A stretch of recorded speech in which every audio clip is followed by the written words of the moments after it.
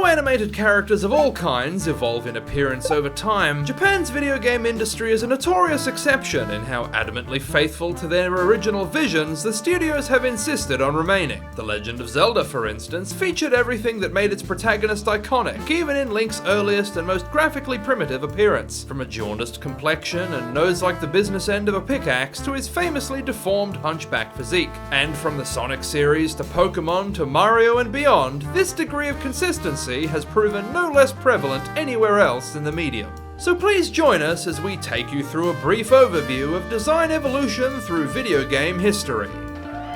Coming to you from beautiful downtown Fortitude Valley,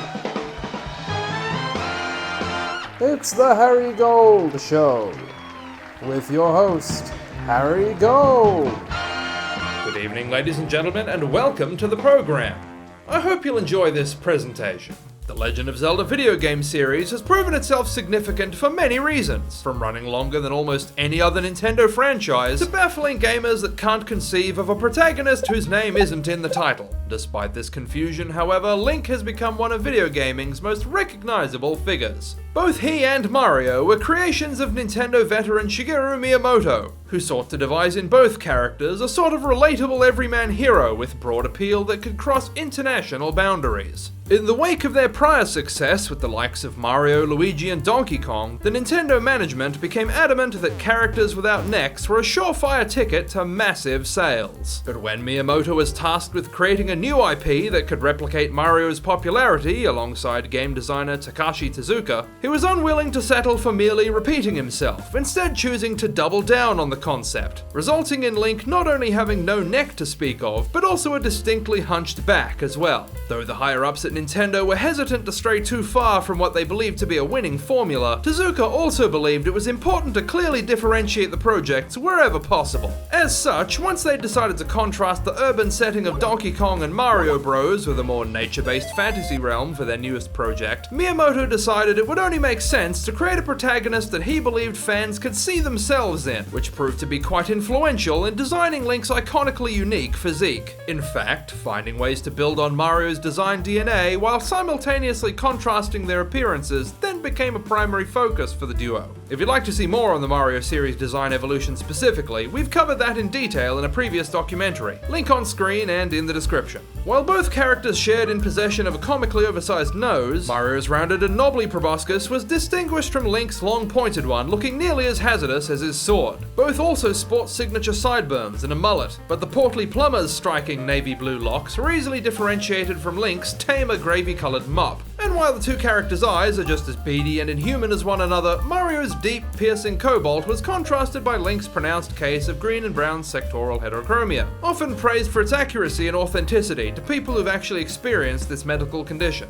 The deliberate points of comparison don't end there either. Against Mario's anemically pallid complexion, Link was bronzed to the point of resembling an Irish flag. The trademark medieval elvish garb for which Link is famous, loosely inspired by various characters from Western popular culture, was made green to contrast as much from Mario's signature modern red overalls as possible. And of course, to distinguish against Mario famously being a working-class Italian Catholic, Takashi Tezuka, being a born-again evangelical Christian himself, included a crucifix on Link's Bible-shaped shield, symbolic of how God's light protects us all. The shield also served a secondary purpose. While Miyamoto deliberately wanted Link to be somewhat androgynous so that any player could more easily project him or herself onto the game, Tezuka hoped the Christian symbolism would reassure players that regardless of his appearance, Link is still definitely not gay. On that subject, the next most well-known character to come from this franchise is the hero's love interest and eponymous serial rescuee, Princess Zelda. Like Link, she's a stumpy dwarven goblin creature with spray tan-colored skin.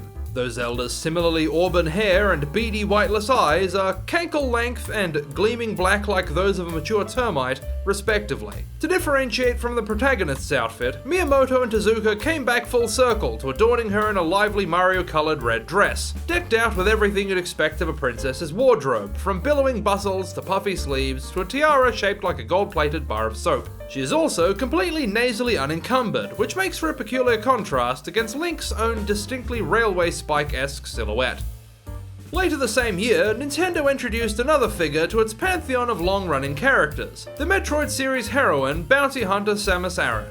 She has a good deal in common with Link. Not only did both debut in 1986, get mistaken for the opposite sex regularly, and have people get their name wrong for 40 years, but Samus was also an early example of Nintendo's anti-neck mandate. In fact, after Link also proved popular in his own right, Nintendo drew the only logical conclusion. Protagonists without necks are the secret to success and the only way forward in perpetuity. As such, despite Samus's ketchup and mustard coloured power suit having considerably scrawnier proportions than any of the aforementioned Nintendo mainstays, along with a thigh gap you could drive a motorhome through, designer Hiroji Kiyotake made sure to give her a giant head with absolutely no neck whatsoever. This same game would also introduce the series' most persistent villain, the alien dragon Ridley. Named, of course, for the famous English ophthalmologist Sir Harold Ridley, he has become one of the most recognizable villains in all of Nintendo's games library. Being merely one of the first game's bosses, this character design was able to skirt Nintendo's rules about necks. In fact, its height is about 1/3 throat, with a chinless jaw that hinges right onto its esophagus, like a Skex's Pez dispenser. Inspired by the most iconically disturbing alien of the 1970s, Gonzo, co-director Masao Yamamoto decided to make Ridley a bald-headed, grimace-coloured monstrosity with a distinctly flaccid snout. Meanwhile, its famous three-jointed limbs with bulbous knees were added based on designer Yoshio Sakamoto's own childhood experiences playing by the pond near his home, as Ridley reminded him of the small reptiles whose legs he would break for fun. Despite the saying that purple and green should never be seen unless there's something in between, Ridley's dotted all over with a vivid shade of chartreuse, from its distended alien eyes and sparsely placed teeth to the skin of its wings and that one gross little extra spike growing out of its tail like alien acne. One other amusing incident of note is that due to translation issues which were commonplace at the time, a suggestion from Nintendo of America that Ridley would be more imposing if it looked a few feet taller resulted in the significantly taller feet we know Ridley for today. By 1987, other companies had started to catch on to this burgeoning necklessness fad, with Konami launching in that year what would go on to be one of its own most famous characters, Solid Snake of the Metal Gear series. When notoriously eccentric game developer Hideo Kojima was instructed by his superiors to create a new game in line with the trends Nintendo was setting, he sought not only to imitate, but to innovate on this fundamental industry shift. To that end, Kojima chose to design a character not only entirely without a neck, but also without a face as well. This would turn out to be only the beginning of his avant-garde attitudes towards character construction. Solid Snake, as most familiar with the video game world know, is a short, muscular, and tremendously broad-shouldered man sporting swamp green tactical gear with highlights in a murky beige that matches his undercooked meatloaf complexion. Snake also displays an early instance of Kojima's well-known fascination with finding innovative new ways to combine complex geopolitical commentary on war and the military with as many plunging necklines as humanly possible. Later that same year, the company Capcom also decided to cash in on Nintendo's neck-free trendsetting. The long-running Mega Man series was introduced in late 1987, starring the iconic blue android of the same name. While not as bold in concept as Kojima's faceless hero, director Akira Kitamura did go as far as conceiving a character without a nose, ears, hair, or any other more or less human facial attribute beyond a boggle-eyed frog-like countenance. He has the appearance of a diminutive hunchback with a big round head, and despite being a machine, Mega Man has always been rather squishy looking, like a doughy biker wearing a scuba suit. Designer Keiji Inafune also opted to give Mega Man underpants on the outside of his tights, as his appearance, much like his name, was partly inspired by tropes common to the most iconic Western superheroes, like Dan the Dynamite and the Green Llama. Mega Man's trademark, permanently blank, lifeless, deadfish expression was also an addition made by Inafune, modelled after the programmers he worked with. This proved so relatable to programmers, in fact, that it later served as an influence for the emojis devised by Japanese telecom companies in the 90s and early 2000s. Fast forward a few years, and 1991 sees the release of one of video gaming's most famous creations ever, Sega's new mascot, Sonic the Hedgehog. A decade after Nintendo debuted Mario and his necklace nemesis Donkey Kong, truncated spinal columns had effectively become the industry standard and stood unquestioned as a key feature of effective video game design. Sonic was no exception, with co-creator Yuji Naka ensuring this was part of his iconic design, a point of great pride for Nintendo during their console manufacturing rivalry with Sega, seeing as it was Sonic who had to bend to the quantity of neck set by Mario and not the other way around.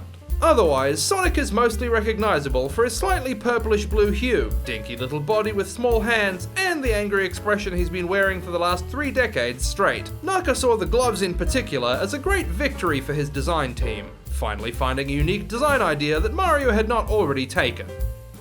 Not long after, a love interest was added to the series in the form of Amy Rose. Looking out at other popular damsels in distress in the video game world, like Mario's Princess Peach and Link's Princess Zelda, designer Naoto Oshima noted that no one had done a predominantly pink girl character yet, and as such took it upon himself to corner the market. Much like Sonic, Amy bears about as much resemblance to a real hedgehog as a typical hedge does to an actual hog. In addition to the same kind of dorsal fins Sonic has in spades, she also has a tuft of what we can only hope is hair on her forehead, and not some kind of hideous two-pronged growth. Amy is perhaps best recognized by her garish choice of lime green tube top and frilly yellow skirt, alongside a pair of gigantic pink tennis shoes. Contrasting Sonic's unerring scowl, Amy was instead given permanently sad-looking eyes to imply vulnerability and make her sympathetic to the audience despite her uncontrollable obsessive lust.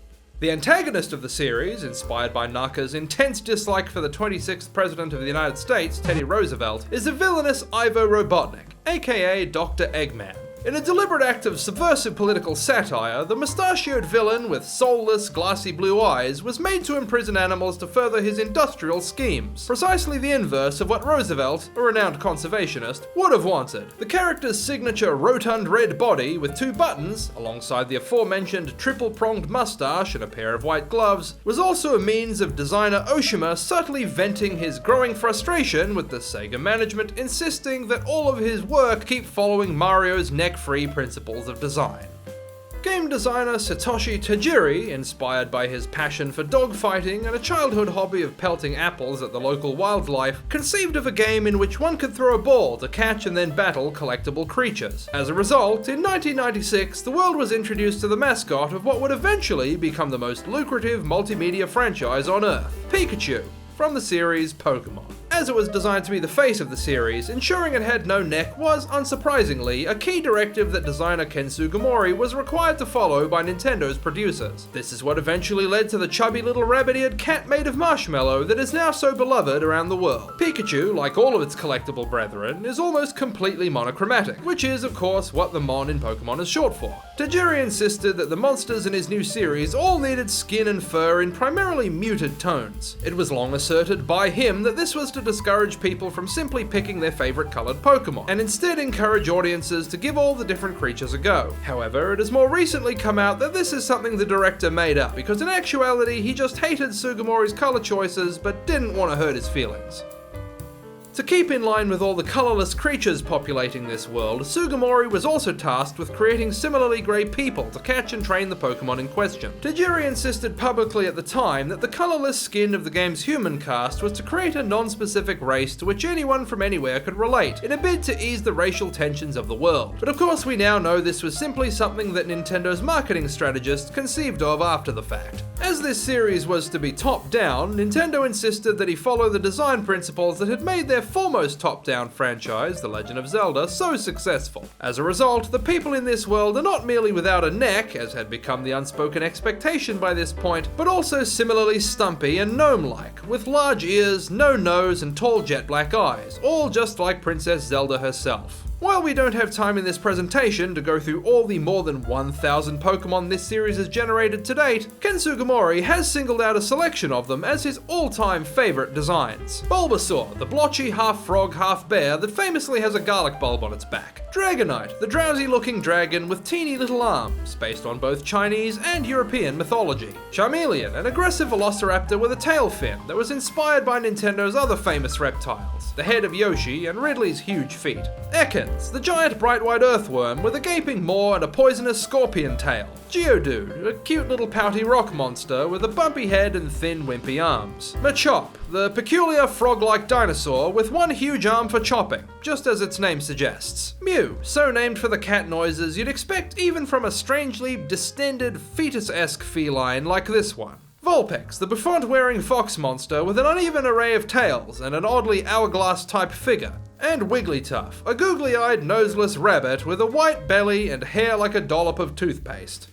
Of course, inspired by Pokemon's success, Bandai Namco decided to create their own series about collecting and evolving magical grayscale monsters, so much so that they too used an abbreviated form of monochrome in their title. This of course was Digimon, which debuted with a line of Tamagotchi-esque virtual pets in 1997. That game introduced this particular anxious little chicken-winged homunculus, which has since become perhaps the most iconic creature of the franchise, in no small part thanks to the fact that it simply does not have a neck. And thus, with the era of the 3D model becoming the standard shortly after, our retrospective on the design consistency from early video game graphics to now reaches its conclusion. I hope you found this to be both interesting and informative, and if you'd like to see more of our documentaries on video game characters, consider checking out our deep dive on the history of The Legend of Zelda's most popular mainstay, Morshu. Or, if you'd prefer something more Mario-centric, consider taking a look at our Design Origins video on Waluigi.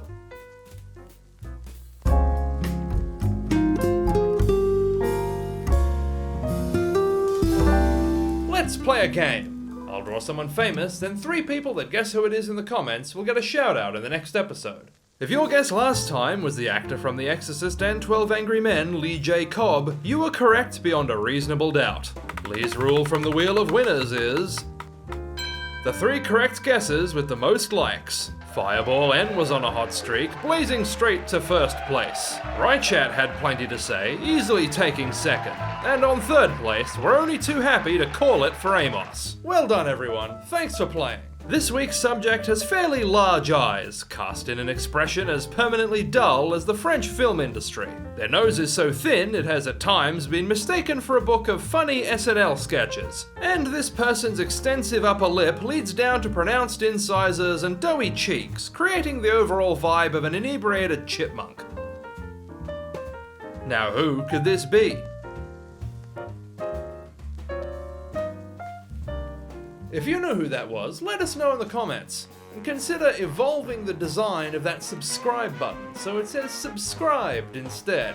But this has been the Harry Gold Show, so until next time, stay safe, and God bless.